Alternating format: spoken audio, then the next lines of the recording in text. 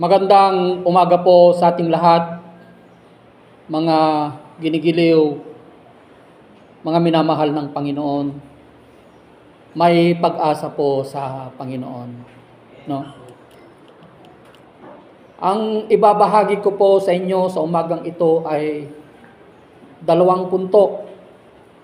Ito yung makatuwirang galit at di makatuwirang galit. Righteous anger and unrighteous anger, mga ginigiliw. Bakit nga ba tayo nagagalit, mga minamahal? No?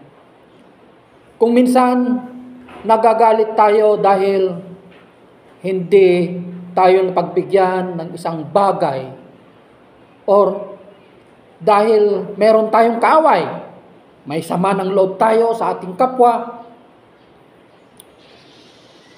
Nagagalit tayo kung minsan dahil sa mga bagay-bagay na hindi natin nakukuha. Na kung minsan ito ang dahilan ng kamatayan, ito ang dahilan ng pagkakaroon ng hindi pagkaintindihan ng mga magkakapatid, magkakamag-anak, mga ginigiliw. Kaya, ang nangyayari kung minsan may nagpapatayan dahil sa galit na ito, dahil sa walang pagpapakumbaba, mga ginigiliw. Ano nga ba ang righteous anger at saka unrighteous anger? Ano ba ang makatuwirang galit at hindi makatuwirang galit? Alam nyo, may mga nagsasabi na wala pong unrighteous anger at wala pong righteous anger, mga ginigiliw. Hindi po talaga ito nakatala sa Biblia, mga ginigiliw, yung righteous anger at saka unrighteous anger. Pero ang Bible kasi, no? Ang Biblia kasi, ito ay nabibigyan po natin ito ng kahulugan sa pamamagitan ng 4 na klase ng pagpapahulugan sa Biblia, mga ginigiliw. Literal, symbolical, mga ganon, di ba? 4 na beses ang pagbibigay ng kahulugan ng salita ng Panginoon. Kaya, kung galit, no, nangyari po mismo ito sa buhay ng ating Panginoong Jesucristo.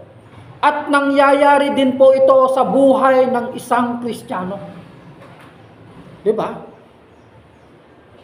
Katulad ko rin, isang ama, nagagalit din ako pag hindi sumusunod sa akin ang mga anak. Diba?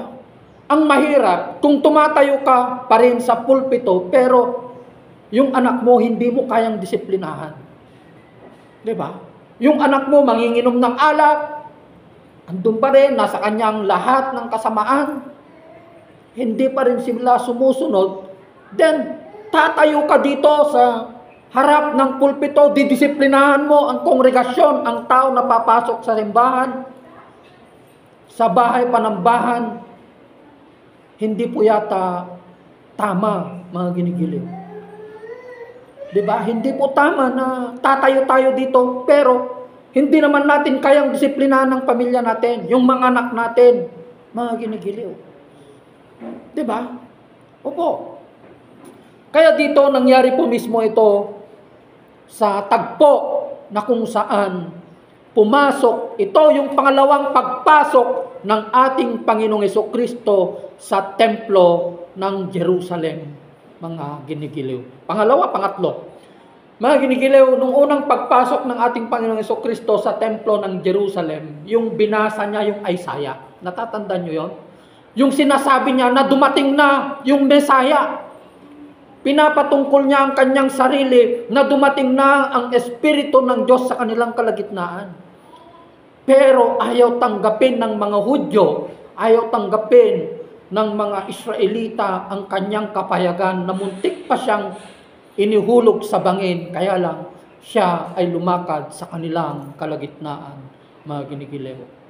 Yung pangalawang pagpasok ng ating Panginoong Jesucristo sa Jerusalem, yung nakapasok siya, na nakasakay siya ng isang kabayo, di ba? Anong tawag doon? Asno. Di ba? Yun yung pangalawa, matagumpay na pagpasok ng Panginoon. At yung pangatlo, ito yung huling pagpasok ng ating Panginoong Jesucristo sa Temple of Jerusalem.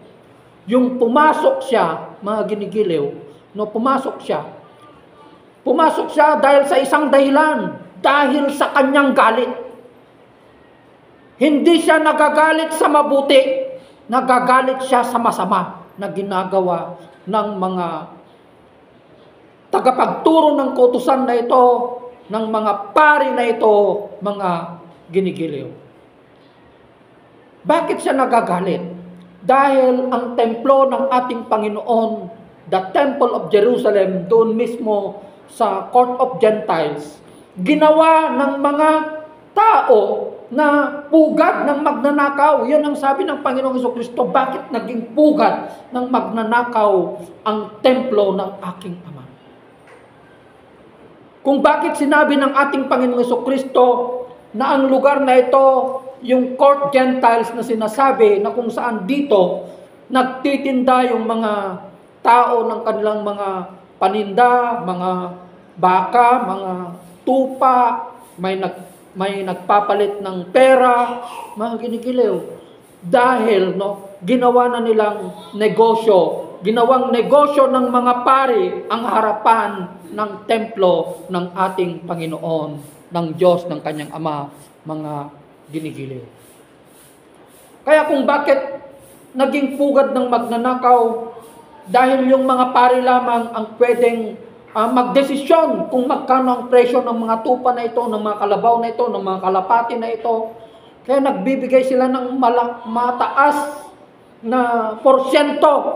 Kaya mataas din. Kaya tinawag ito ng ating Panginoong Jesucristo na pugad ng magnanakaw.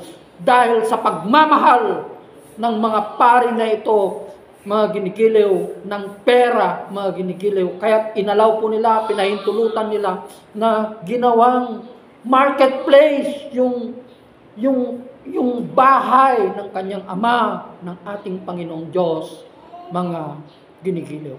Kaya nagalit ang ating Panginoong Jesucristo. Kung babasahin po natin dito sa Mateo, ang sabi niya po dito sa Mateo 21,